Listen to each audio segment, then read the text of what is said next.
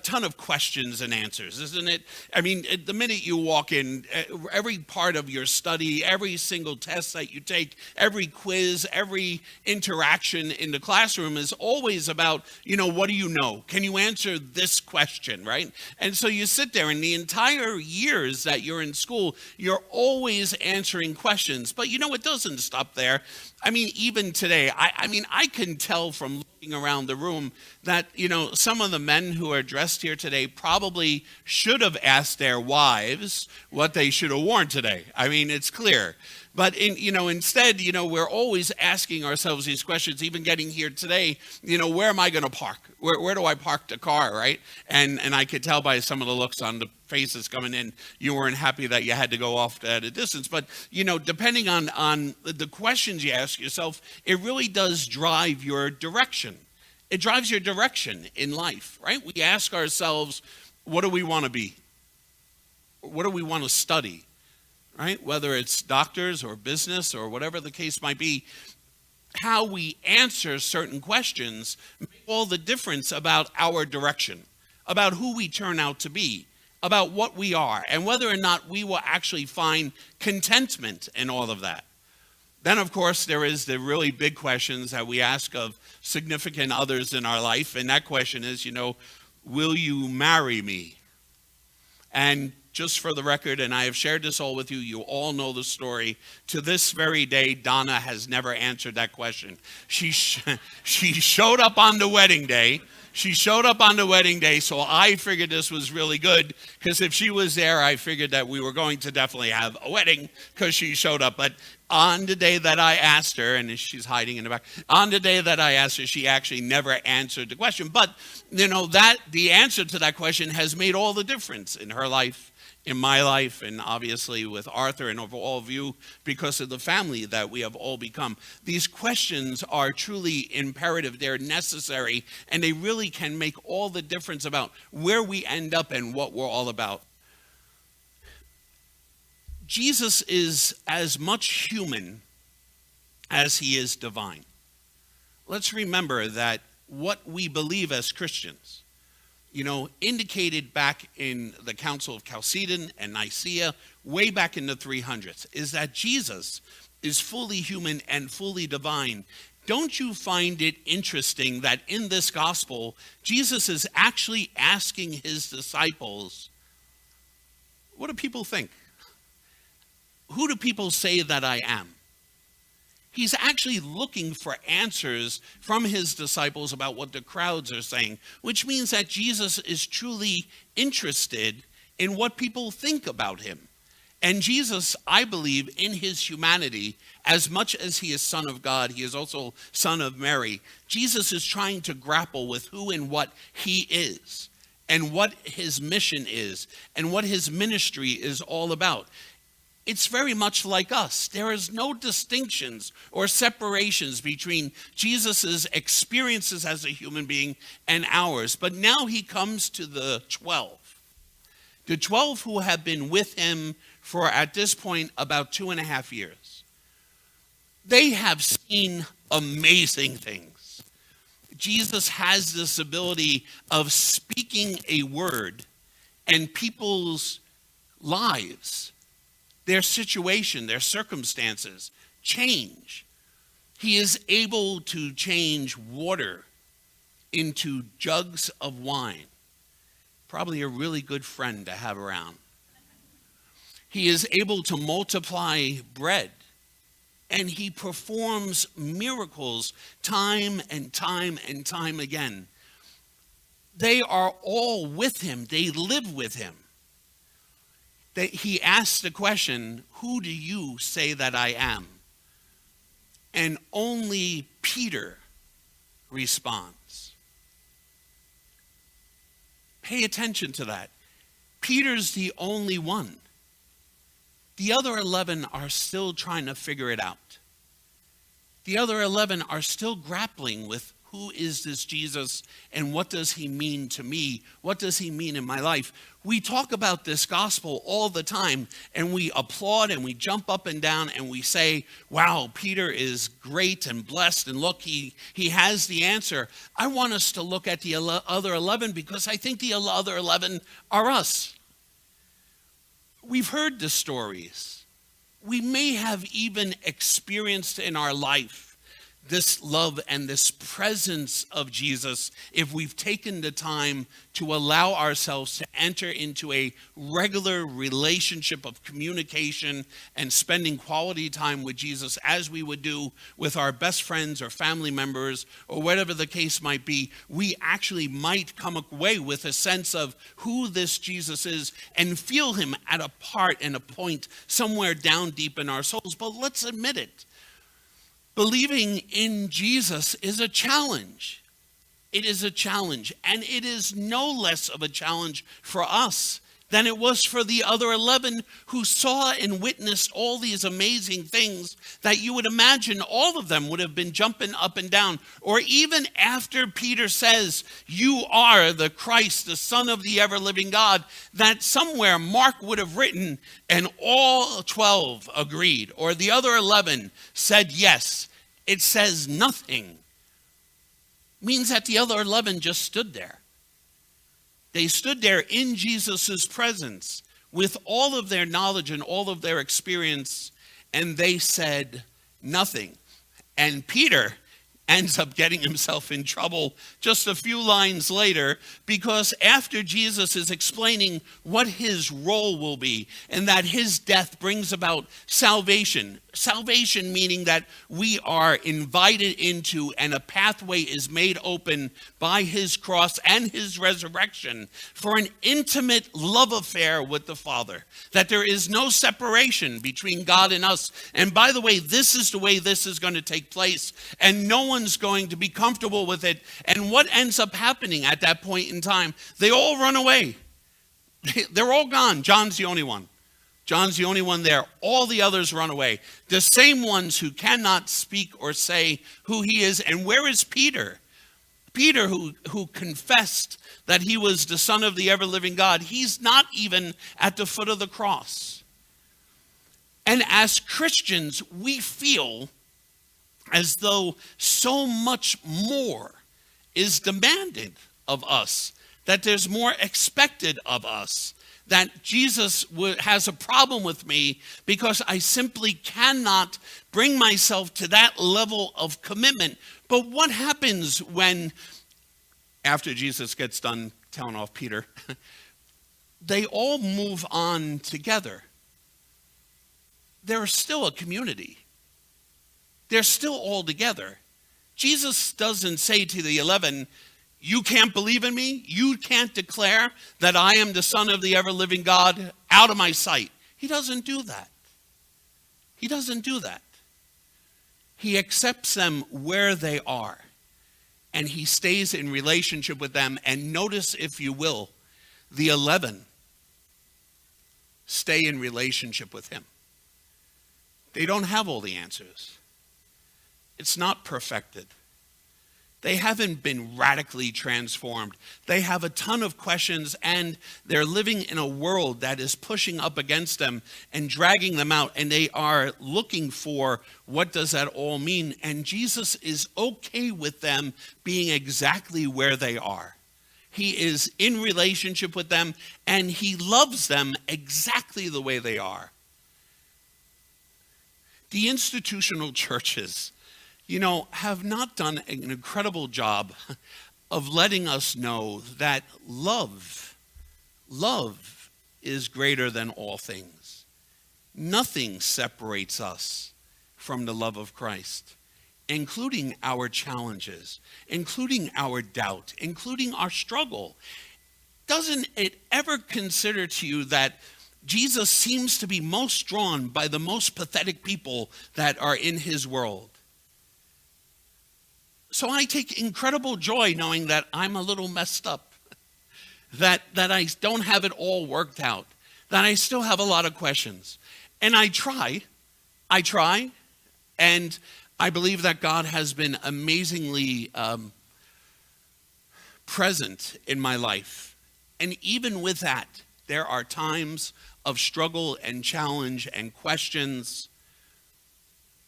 And yet I know that it doesn't turn Jesus' face away from me. It actually attracts him to me, because he seems to be most comfortable with people who are all messed up. And somehow we think that we have to be better than what we are in order for Jesus to be in relationship with us, in order for Jesus to accept us. That somehow we need to be something more and more perfected or spiritually prepared, whatever that means. And yet it is exactly our weakness. It is exactly our doubt. It is exactly our struggle that draws Jesus closest to us. And that is the profoundness of our Jesus.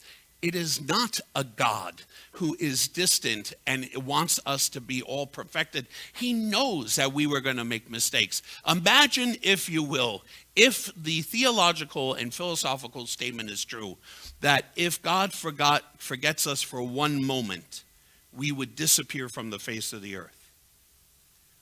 If God forgets us for one moment, we would disappear from the face of the earth. And if God knows all things, you don't think God knows what you have all been through to get to where you are now? You don't think that God understands and is okay with the struggles and the challenges that you've had? We're the ones who have issues being loved.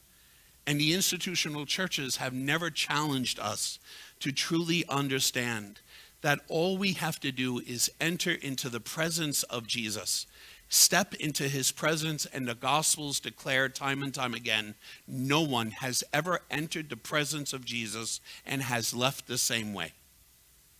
No one. Story after story. Story after story, every single person. And so today, as we celebrate faith, and we celebrate that it's not one person's faith. The reason we gather as a community on a Sunday is so that we know that we're not the only crazy people who believe this. We need one another. We support one another. And you know something? I have a small piece. You have a small piece. You have a small piece. And all of those pieces come together. And that makes us church. That makes us in profound relationship with Jesus. We don't need to be it all of our own.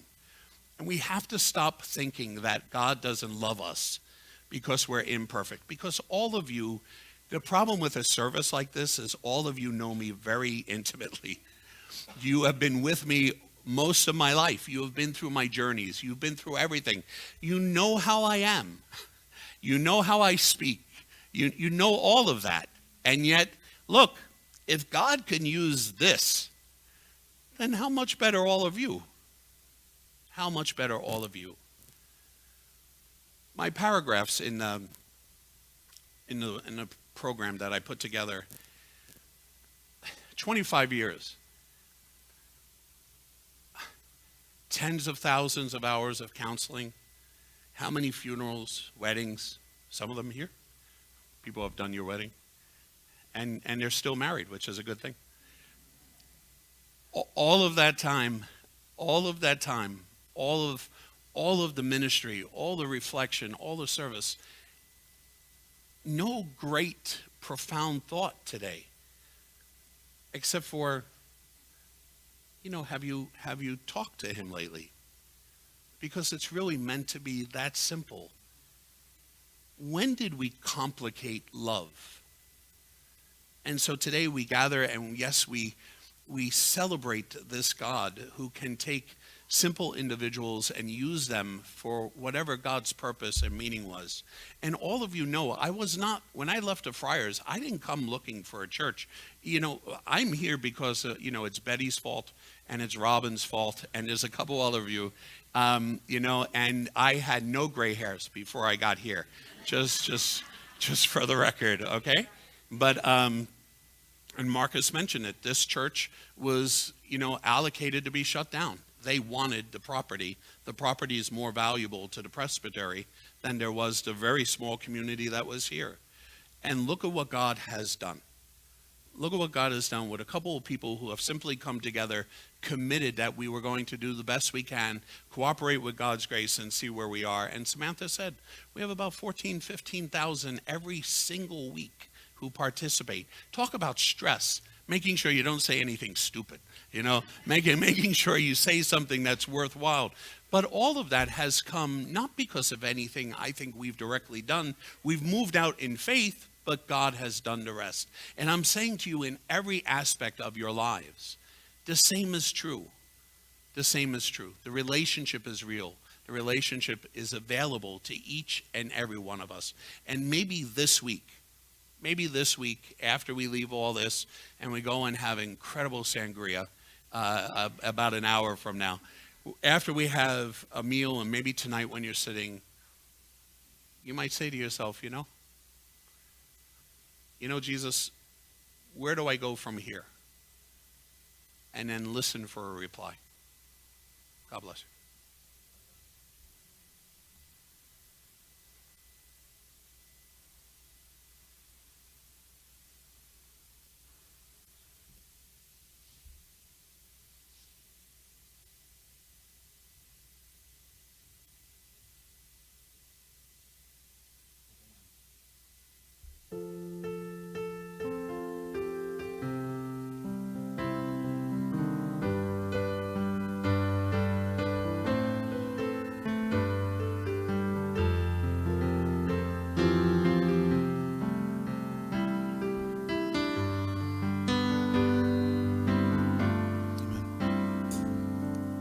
I see the work of your hands,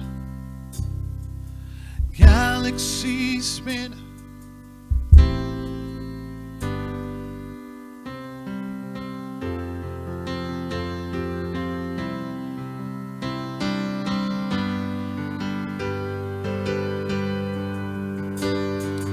I see the work of your hands, galaxies spin in a heavenly dance. Oh God, all that you are is so overwhelming.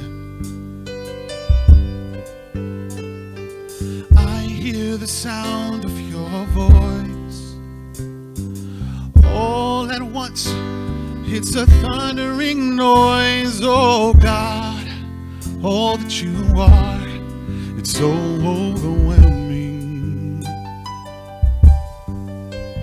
I delight myself in you, captivated by your beauty. I'm overwhelmed by you. God, I run into your arms, unashamed because of mercy. I'm overwhelmed by you. I know the power of your cross, forgiven and free, forever you'll be. Oh God, all that you've done is so overwhelming. I delight myself in you, in the glory of your presence. I'm overwhelmed by you. Oh, God, I run into your arms, unashamed because of mercy. I'm overwhelmed by you. You are beautiful, oh God, there is no one more beautiful. You are beautiful, yes, you are the most beautiful.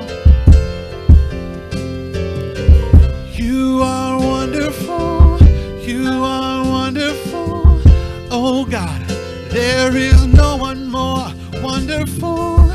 You are wonderful. Yes, you are the most wonderful. Lord, you are glorious. You are glorious.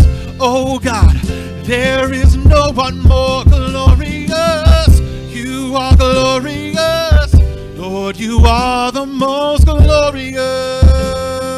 Oh, I delight myself in you, captivated by your beauty. I'm overwhelmed.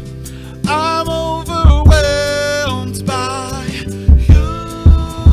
Oh, Lord, I run into your arms, unashamed because of mercy. I'm overwhelmed. I'm overwhelmed by you.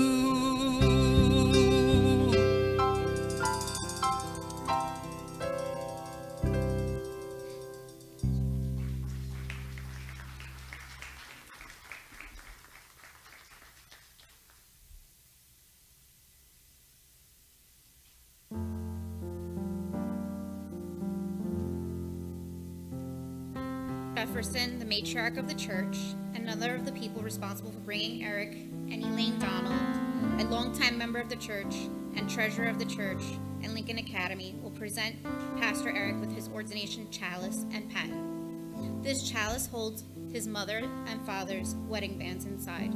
Many of us remember Catherine and Arthur, who we are sure are present with us today.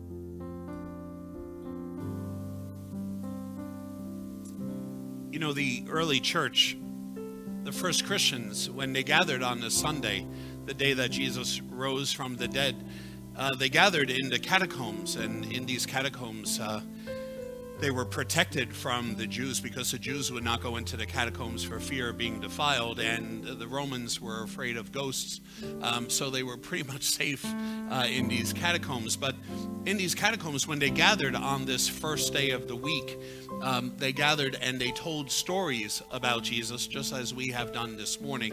They've shared the message among themselves, and then because Jesus told them to, because Jesus told them to take bread and wine and to pray over them, and that he would be present with them in a profound way, every single time the Christian community gathered, they broke bread and shared this cup.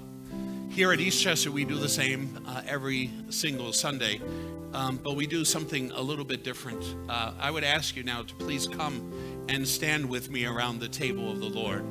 I know it's going to be a little tight. That's all right, I'll squeeze in. You mostly all know each other anyway. And if you're more comfortable staying where you are, you're free to do that as well. Though we do charge people who stay seated more money than those who come up here. I'm kidding. Whatever makes you comfortable, please.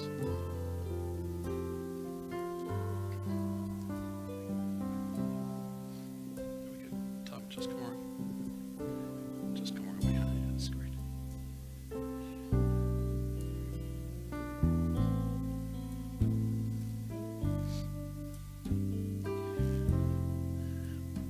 the prayer that I'll be using, probably you in your own traditions, in your own Christian traditions, had heard of it. It is from Ejhallministries.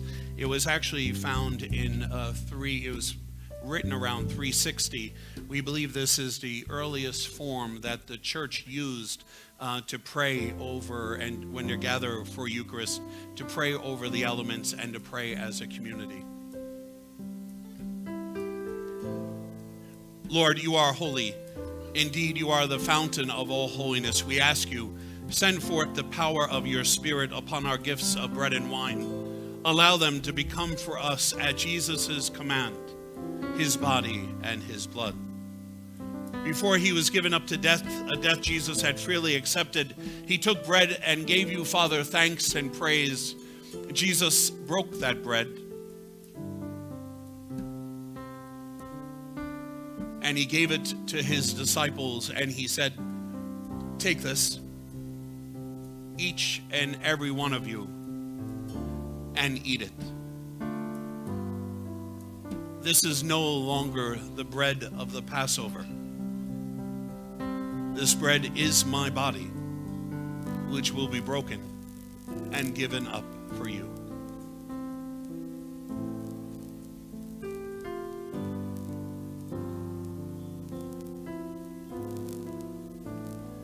That meal having ended, he took the cup.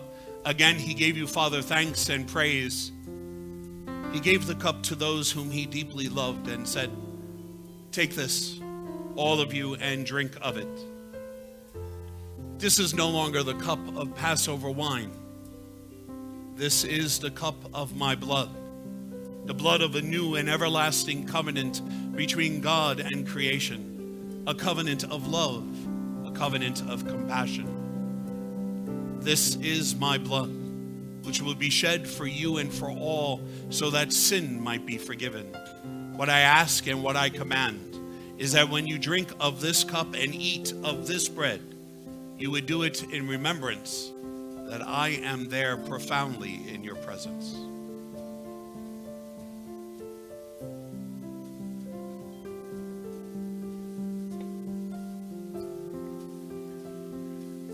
And so in memory of his death and resurrection, we offer you, loving Father, life-giving bread and a saving cup. We thank you for counting us worthy to stand in your presence this morning and to serve you.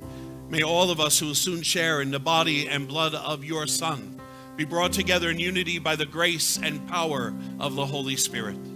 Lord, remember your church, your people struggling to be faithful throughout the world. Help us all to continually grow in witness to the good news that we are loved and precious in your sight. And when our lives here on earth are concluded, there is a transformation that takes place that brings us into your presence, for indeed we are promised